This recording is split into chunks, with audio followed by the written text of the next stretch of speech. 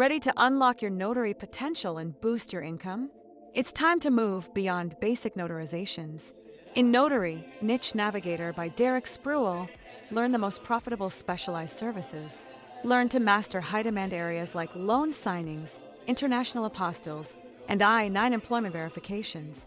This essential guide offers new ideas to help you become the go-to expert in your field. Grab your copy of Notary, Niche Navigator by Derek Spruill today and start building your empire. Imagine watching a $50 million corporate real estate deal just collapse right in front of you. Yeah, totally brutal. Right. And it didn't fail because of a bad environmental inspection or, because the buyer suddenly ran out of cash. It failed because someone down the hall was trying to be helpful and used an office printer that automatically shrank the document margins by, exactly 3%. Which, that's enough to completely invalidate a county recording stamp. Exactly. It just freezes millions of dollars in capital. It is an incredibly fragile ecosystem. It really is. Welcome to Notary Knowledge, your host. And alongside our resident expert, we're taking a really close look at the source material today. We're going to unpack a massive stack of legal practice guides, financial tech specs, and industry white papers. Yeah, our mission for this discussion is to uncover the hidden, high-stakes supply chain of commercial loan documents. Because we are not talking about a 5-page residential mortgage that you just sign at your kitchen table. No, definitely not. We are looking at massive commercial loan packages that routinely exceed 200 pages. The professionals handling these, they don't treat them like paperwork. They treat them like a high-precision manufacturing line. Right, where a single misstep with version control or timing or even just the color of the ink can derail the entire thing. It is the absolute definition of a zero-defect culture. Oh, for sure. You're operating in an environment where, standard administrative chores are elevated to the level of mission-critical logistics. And if you're listening to this right now, just think about your own workflow. Have you ever been, completely paralyzed trying to find the actual final version of a file in a chaotic desktop folder? We all have. Right. Today, we're going to reveal the exact organizational mechanisms that high-level legal and financial firms use to keep that chaos at bay. These are shortcuts and principles you can use to bulletproof your own projects. Because to understand how a 200-page document is manufactured, you really have to start before a single piece of paper is ever printed. The digital foundation. Exactly. The entire foundation is built in the digital realm. If you don't treat this pre-production phase with a rigid architectural structure, the physical execution at the closing table is absolutely going to fail. So it's not just a matter of making a folder called loan documents and just dumping everything in there. Oh, no, not at all. Because the guides emphasize that the digital hierarchy actually changes fundamentally depending on the financial mechanics of the loan itself. It has to change. Different investors are looking for entirely different risk profiles. Take a CMBS transaction, for example. Okay, and just so we are perfectly clear for everyone, a CMBS, that stands for Commercial Mortgage-Backed Securities, is essentially when they take a bunch of commercial mortgages, bundle them together into one big financial product, and sell slices of that bundle to investors on Wall Street, right? Spot on, yeah. They are often called conduit loans. And because the end investor is buying a slice of a massive pool, they prioritize property-level data above almost everything else. Because the property is what actually generates the cash. Right. So your digital folder hierarchy needs to prominently feature the last 3 years of trailing income and expense statements. Usually heavily formatted Excel sheets, right? Yeah, exactly. Along with current rent rolls and comprehensive debt schedules, the architecture highlights the physical asset's performance history. But if we pivot to an agency loan, meaning a loan backed by government-sponsored entities like Fannie Mae or Freddie Mac, the entire folder structure flips upside down. It radically flips. Agency loans are far more focused on mitigating human credit risk. Okay. So their digital structures demand monthly income breakdowns, sometimes updated right up to the week of closing, and incredibly detailed sponsor-borrower certifications. Meaning they want absolute proof that the human beings, the sponsors who are backing the loan, have pristine backgrounds and liquidity. Yes. The architecture of the folders has to instantly reflect what the end investor values most. And within those specific folders, the naming of the files themselves borders on obsessive. Which I found so relatable because, we've all been there. You have a file named Contract Final, and then someone makes a change. Right, so it becomes Contract Final V2. Exactly. And then Contract Final to Eusathasone If you multiply that by hundreds of documents across a legal team, you've got total operational blindness. Total blindness.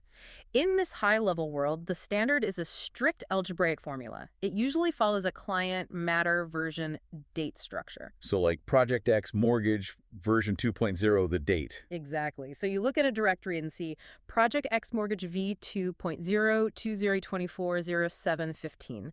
That uniformity means any paralegal or associate can look at a list of 500 files and instantly understand the status and chronology of every single document. Without even having to open a single one. Exactly. Now, I noticed that decimal point in the version number in the source material. The industry uses a major-minor system. It's not just version 1, 2, and 3. Why the decimal? Well, the decimal communicates legal weight. A major version update, say, moving from V1.0 to V2.0 indicates that substantive material changes have been made to the contract. Like the interest rate change. Yeah, or a new covenant was added. Those are changes that require the lawyers to step in and reapprove the text. But a minor version update, like going from V1.0 to V1.1, signals that the edits are strictly non-material. So we're talking about fixing a misspelled name or adjusting a weird paragraph break? Exactly. Correcting grammar. It tells the team, hey, this doesn't alter the deal mechanics. We are just polishing the document. And there is a ticking clock on these files, too. You can't just leave them on a server forever. The retention compliance is heavily regulated by federal law. Very heavily. If these are financial records under the Sarbanes-Oxley Act, SOX, the requirement is 7 years. If the deal involves any protected health information triggering HIPAA regulations, it's 6 years. And your digital architecture has to account for those life cycles automatically, so you aren't storing massive amounts of liability longer than legally required. I look at this strict digital framework, and it feels exactly like a software developer managing a code base. Mm-hmm. In software, if a developer has bad version control and merges the wrong line of code, the app crashes. Right. But usually you just roll it back. Here, if you have bad version control, you aren't crashing an app. I mean, are we underestimating the sheer risk of human error here? I think we often do. If we connect this to the bigger picture, the risk of human error is the single greatest threat to the transaction. Let's say a paralegal is just exhausted and accidentally prints version 1.1 instead of version 2.0 of a security instrument. And just a quick reminder, the security instrument is the actual legal document that ties the debt to the physical real estate, the thing that allows the bank to foreclose if you don't pay. Precisely. If they print the wrong version and it gets signed and filed at the county, you could literally lose lien's priority. Yeah. Lien priority dictates who gets paid first if the property goes bankrupt. If your recorded document is missing a crucial, newly negotiated paragraph because of a version control error, a judge might bump you down the line. You could lose millions. Because the physical output is only as reliable as the digital repository it was pulled from. Exactly. Which brings us to the most brutal bottleneck of this entire process. You have these perfectly organized, constantly evolving digital files. But at some point, you have to hit print. Translating 200 pages of digital data into physical reality introduces an insane logistical nightmare. It really does. Because timing, it turns out, is the hardest part. It is a massive vulnerability. The sources describe a Goldilocks zone for printing. You don't want to print too early, but you definitely cannot print too late. So what's the window? The sweet spot to print a multi-100-page commercial set is exactly 6 to 12 hours before the signing appointment. Now, I have to challenge this, because if I am managing a massive high-stakes presentation, my instinct is to print it, bind it, and put it in a neat pile a week in advance so I can sleep at night. Sure, that makes sense intuitively. Right. Why is it forbidden to print these packages 24 hours early? Because of what the industry calls version risk. Complex commercial real estate deals are famous for last-minute negotiations. If you print 200 pages a full day in advance, the odds are incredibly high that the final closing fees, or a specific indemnity clause, or the final interest rate is going to shift. Oh, I see. Yeah. If you jump the gun, you now have to securely destroy a massive stack of highly sensitive paper and start all over. It's like launching a space shuttle. You can't put the liquid fuel in the rocket a week early because it will freeze or boil off, but you also can't wait until T-minus 10 seconds to fuel up. Exactly, because if you wait until the last minute, you encounter the other extreme, tech gremlin. Oh, the worst. If you wait until 1 hour before the client arrives, that is precisely when the network will go down, or the PDF will corrupt, or the printer will suffer a catastrophic paper jam. When you are printing hundreds of pages and often 3 or 4 copies for different parties, you need a 6 to 12-hour buffer to troubleshoot hardware issues without blowing the funding timeline. So you hit your launch window, you print the perfect package 8 hours before closing, and then inevitably a lawyer calls 2 hours before the meeting with a late revision to one paragraph. What happens? Do you throw the whole thing away? No, and this is where the Delta approach comes in. Okay, what's that? Instead of reprinting the entire package, which wastes time, toner, and creates a huge security risk, professionals ask the lawyer for the Delta. The Delta simply means the change. Ah, got it. You ask them to send only the specific pages that changed, along with the change log. The team then carefully swaps out those specific pages in the physical binder. Now, let's talk about the physical printer itself, because I was actually blown away by this detail. I usually just check the box that says fit to page so I don't accidentally cut off the text. But the guides are violently opposed to this. Oh, absolutely opposed. They mandate that the printer must be set to actual size, exactly 100%. Why would scaling a document down by a tiny fraction ruin a deal? Because of county recording laws, to finalize a real estate transaction, the deed and the security instrument must be recorded at the local county clerk's office. Those offices have rigid statutory rules about the physical blank margins on the paper. They're stamped, right? Exactly. They need that exact blank space to physically stamp the document with the official recording seal. If you hit fit to page and your printer shrinks the document by even 3%, the physical margins shrink. The county clerk will take a ruler to it, see the margin is too small, and reject the document entirely. A $50 million deal blocked by a 3% printer scaling error. That is terrifying. It happens. And you are printing huge volumes, so you have to keep it organized. The manuals talk about using slip sheets. Right. When you batch print sets for the borrower, the guarantor, and the lender all at once, the software automatically inserts brightly colored slip sheets between the sections. It allows the paralegals to rapidly separate and collate the giant stacks without having to read the tiny header on every single page. And what about the security of leaving all this at the printer? You can't just have 200 pages of a corporation's deep financial secrets sitting in the output tray down the hall while you go get coffee. What's fascinating here is how modern network setups have solved that through secure print release.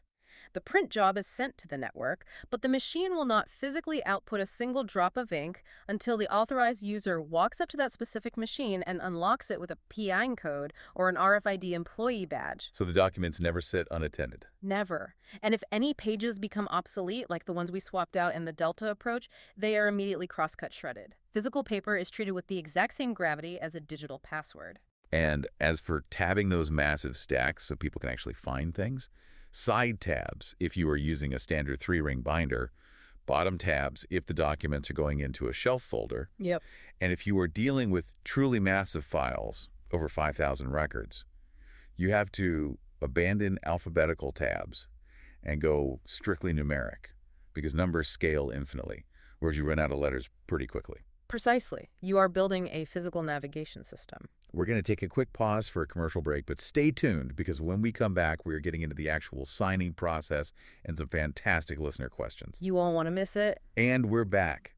Okay, so you've built this flawless physical binder. It is sitting on the mahogany conference table.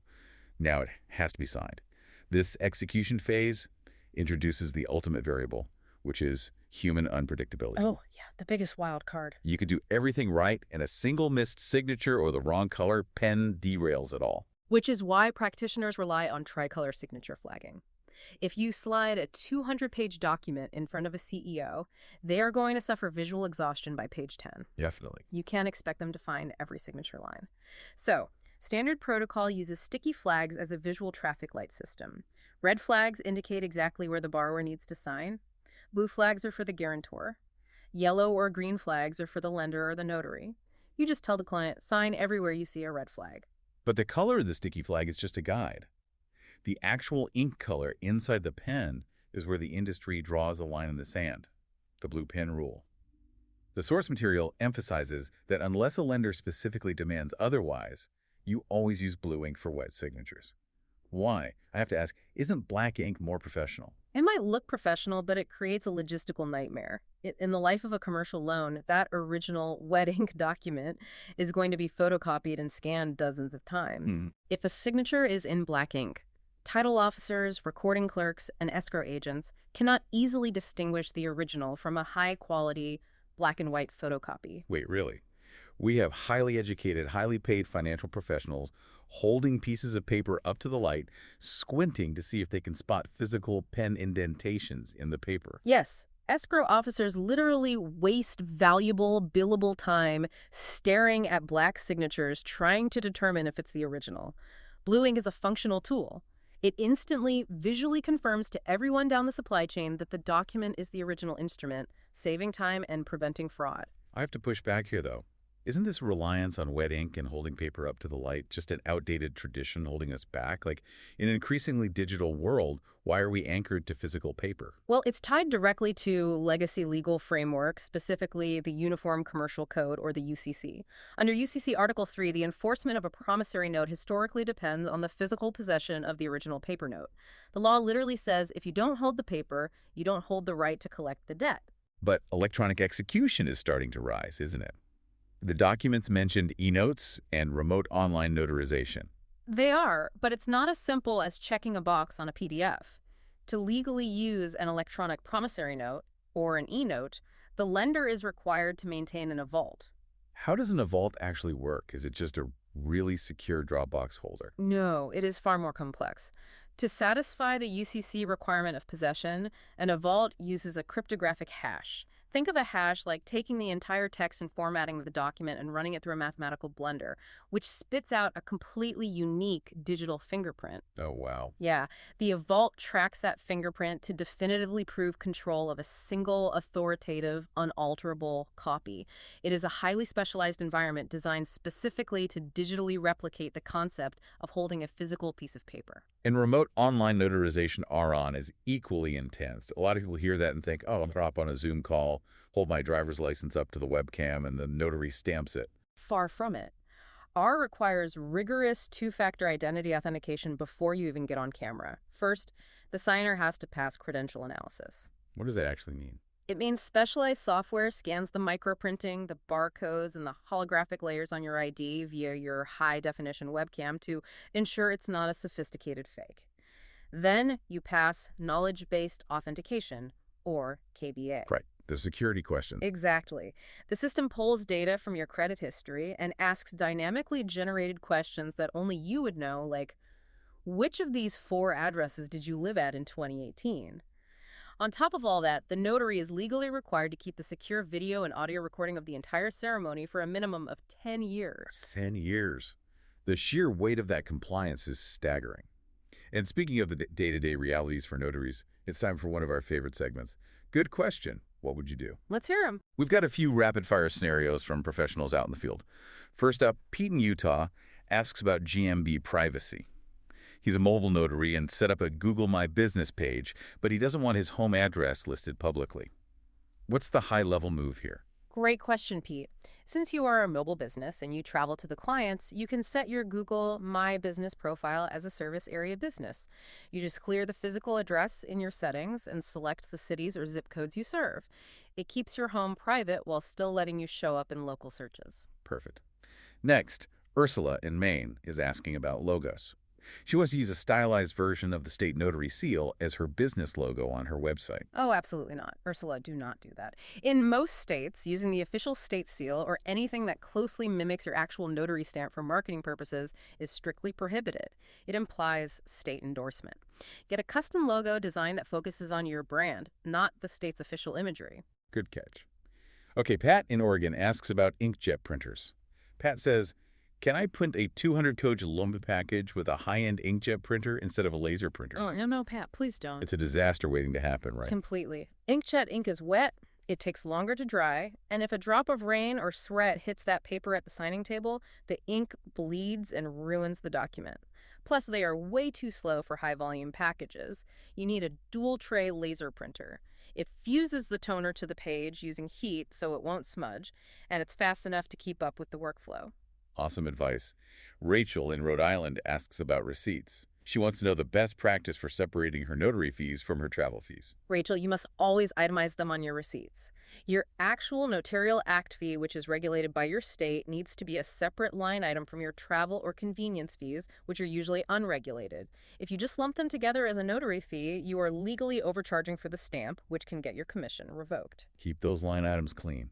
Finally, Bob in Kentucky asks about taxes, specifically self-employment tax. Bob, this ties right into Rachel's question. The fees you collect specifically for the notarial acts, the actual stamping, are generally exempt from self-employment tax under IRS rules. But the travel fees and administrative fees are not exempt. That's another massive reason why you have to keep your receipts perfectly itemized. Such critical advice. Which actually brings us perfectly to the final phase of the document lifecycle. You got the signatures. You use the blue ink. Now, this fragile physical paper has to be transformed back into permanent digital data for the investors. It's a digital rebirth. And that rebirth requires industrial scale capability. You cannot just feed a 200-page deal into the tiny scanner sitting on top of an office printer. No way. Professional high-volume scanning requires production-grade machines running anywhere from 50 to 210 pages per minute. 210 pages a minute is a blur. At that speed, how do you ensure 2 pages don't just stick together? If 1 page gets skipped, the contract is incomplete. They use ultrasonic multi-feed detection. Ultrasonic, like using sound.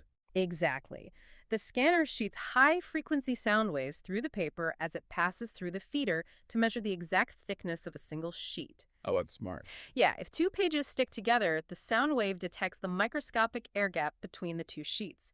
It instantly halts the machine at 210 pages a minute to ensure not a single page is skipped. That is incredible engineering just to scan paper. And the digital output has its own strict rules. The guides say the optimal setting is universally 300 dpi. Why 300? Because 300 dpi offers the perfect equilibrium. It is high enough resolution to be perfectly legible and to allow for highly accurate OCR optical character recognition. Right, the software that reads the image and turns it into actual text, making the massive PDF fully searchable. Yes, but 300 dpi is also low enough to keep the file sizes manageable. And manageable file sizes are non-negotiable because the end investors have incredibly rigid specifications. Like, the documents detail Freddie Mac's requirements. When lenders deliver quality control files to them, Freddie Mac allows absolutely zero paper. It must be electronic. But they demand it be a single PDF, a maximum of 1,000 pages, and a strict maximum file size of 100 megabytes. It's very strict. If you send them a Word document, an HTML file, or multiple broken up PDFs, their system rejects it automatically. And the agencies enforce this quality vigorously. Fannie Mae has a mandate that lenders must randomly and discretionarily select at least 10% of their originated loans for a post-closing quality control review. And that review has to happen fast. Within 90 days of the funds being dispersed. If the digital files aren't perfectly searchable, perfectly formatted, and complete, failing that QC review can result in the agency forcing the lender to repurchase the multi-million-dollar loan. It is a massive financial risk. I have to pause and point out the circular irony of this entire system. Oh, I know what you're going to say. We start completely digital, we build these complex folder architectures, then we agonizingly translate it into the physical world, obsessing over the 6 to 12-hour print window, the paper margins, the sticky flags, and the exact shade of blue ink.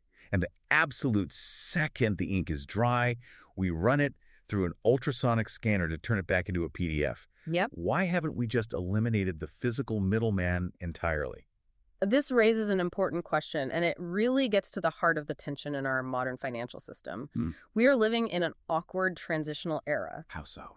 Well, on one side, you have legacy recording laws. Across the country, thousands of local county recording offices still operate on century-old statutes that demand wet ink security instruments to legally perfect a lien against a property. They are firmly anchored in the physical world. Right. But on the other side, you have the modern secondary mortgage market, the Wall Street investors and agencies who demand instant, pristine, searchable digital data to assess risk and provide liquidity.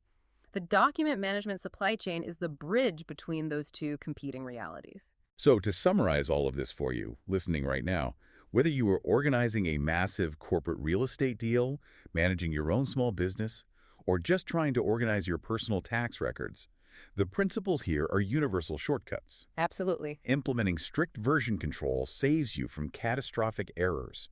Strategic timing, knowing your own Goldilocks zone for printing or finalizing a task, prevents last-minute tech disasters. And understanding the actual mechanics of how your documents are tracked and verified is how you avoid absolute chaos. Like we talked about in a previous show, the foundation is everything. And as we look to the future, there's a provocative thought to consider. As technologies like blockchains, smart contracts, and those highly secure vaults we discussed become more robust and universally adopted, will the very concept of an original document completely evaporate in our lifetime? It's entirely possible that in the near future, physical paper and blue ink won't be legal requirements at all. They might just become ceremonial props, things we use merely to make us feel the gravity of the commitments we're making in the digital ether. The weight of the paper might just become the weight of our own psychology. A fascinating place to leave it. Think about that next time you pick up a blue pen. We want to encourage all our listeners to really dig deeper into these topics. You can buy the Notary Knowledge books by Derek Spruill for even more insight. Highly recommend them. Also, please take a moment to rate the show, subscribe, and share the podcast with others. It helps us keep bringing you this content. And email your questions to derek@derekspruill.com. We will try to answer as soon as possible at the end of our shows.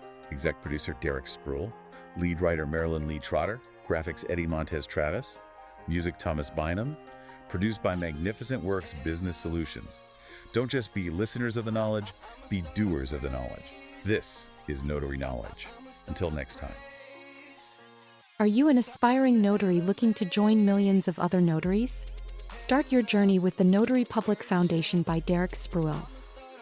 This essential guide provides the step-by-step process to becoming commissioned in your state. Don't stumble into the role. Walk into it with confidence. Grab your copy of the Notary Public Foundation by Derek Spruill on Amazon today.